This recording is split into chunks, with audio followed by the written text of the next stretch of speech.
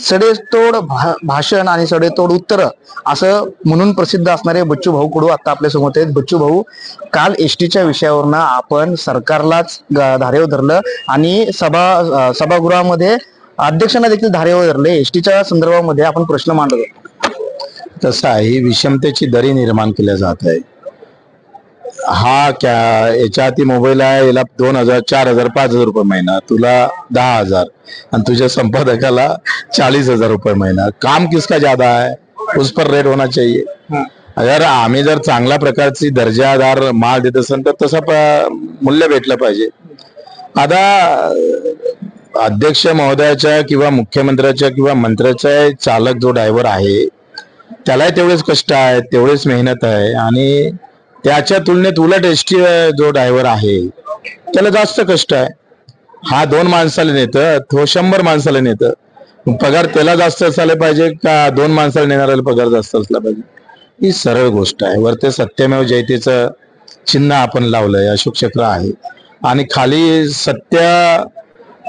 असत्यात रूपांतर करतोय आपण. तर त्याचं आम्ही विचारलं का दादा भुसे तुम्हाला राग आला येते का नाही येत? त्या गोष्टीचा राग आला पाहिजे ना. अफजल खान ह्या मातीत मारला, त्याचे फोटो फाडले ते याच्यासाठी छत्रपतीनं का अन्यायकारक होता म्हणून. मग आम्ही तेच विचारलं आता आम्ही कोणाच्या थोबाडीत मारलं पाहिजे? असा अन्याय जर एसटी कर्मचाऱ्यावर करत असेल तुम्ही, एकाच ड्रायव्हरला 2-2 पद्धतीचे पगार देत असेल तर मला वाटतं हे चुकीचं आहे. विषम पहिले जाती भेद होता, जातीनुसार त्याचा अधिकार ठरला जात होता आणि पाणी प्यायचं का नाही प्यायचं बाबा अशी अवस्था होती. कालांतरानं 100 वर्ष बदलल्यानंतर आता आर्थिक विषमतेकडे आम्ही जातो. म्हणजे जेवढं तेवढं सारखं काम करन तर त्याला पगार कमी जास्त असेल ही आर्थिक विषमता निर्माण करत आहे. हे जातीय व्यवस्थेपेक्षा वाईट आहे. या आर्थिक विषमतेमुळे काय झालं का दगड फोडणाऱ्या त्या वडर समाजाच्या पोराला भेटणारा पगार किंवा त्याला भेटणारी मजुरी आणि तिथं चक्रा मारणारा इंजिनियरला भेटणारा पगार आणि तिची मजुरी जर पाहिली तर प्रचंड विषमता आहे. त्याला 1,500 रुपये रोज भेटतं, याला 700 तर भेटायला पाहिजे. हा 300 रुपयात हे करावं लागतं. तर हे एवढी दरी नको. विषमतेवर आपण नेहमी बोलत असतात, कष्टकऱ्यांचे प्रश्न आपण मांडत असतात. परवाच्या दिवशी राज्याच्या उपमुख्यमंत्र्यांनी अर्थमंत्र्यांनी अर्थसंकल्प मांडला, याच्यामध्ये मोठमोठ्या घोषणा देखील झालेल्या आहेत. मात्र लाडकी बहीण योजना जी आहे त्या योजनेच्या अंतर्गत आता गोंधळ सुरू झालेला आहे. त्या जातक अटी देखील घातल्या होत्या. या सगळ्या संदर्भामध्ये आता महाराष्ट्रामध्ये गोंधळ सुरू झालेले. तर गोंधळ मीडियावाल्यानं दाखवलेला आहे. गोंधळ कसा आहे, एखादी चांगली गोष्ट जेव्हा होतं, आता क्रिकेट जिंकली भारतानं तर गोंधळ झाला तर तुम्ही गोंधळ नाही दाखवले पाहिजे. आम्ही जिंकलो आहे हे दाखवणं गरजेचं आहे.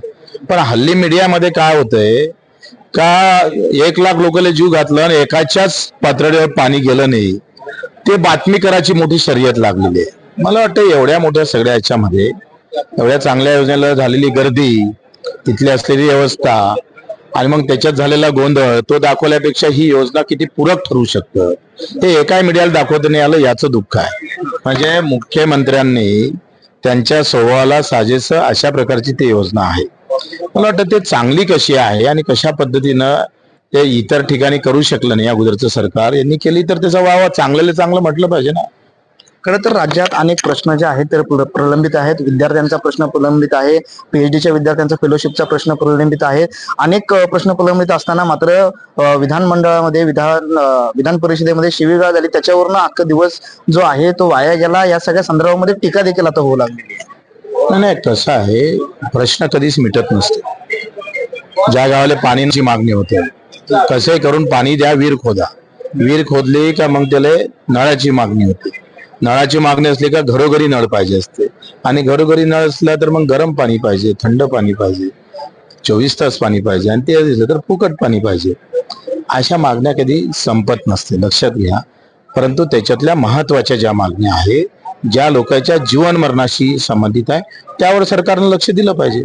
शेवटचा प्रश्न, या लोकसभेच्या निवडणुकीमध्ये आपली भूमिका जी आहे ते महत्वाची ठरली. अमरावतीच्या एकंदरीत त्या लोकसभा मतदारसंघामध्ये या शासनाला, या सरकारला आता काही महिने शिल्लक राहिलेले आहेत. विधानसभेच्या निवडणुका आता येणार आहेत. बच्चू भाऊंची काय भूमिका असणार आहे?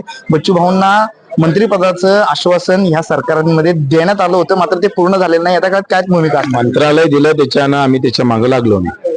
वारंवार सांगत असतो का दिव्यांग मंत्रालयासारखं मंत्रालय या राज्यामध्ये उभं राहतं. आता त्याचे लाखो मंत्री होईल याच्यानंतर, ते पार्टी कायम इथं राहील. आमची पार्टी आता राहिली असती उद्या पुसल्या गेली असती.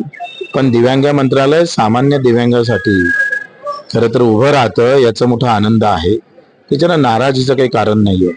दुसरी अशी गोष्ट का आम्ही सप्टेंबरच्या पहिल्या हप्त्यामध्ये आम्ही कशा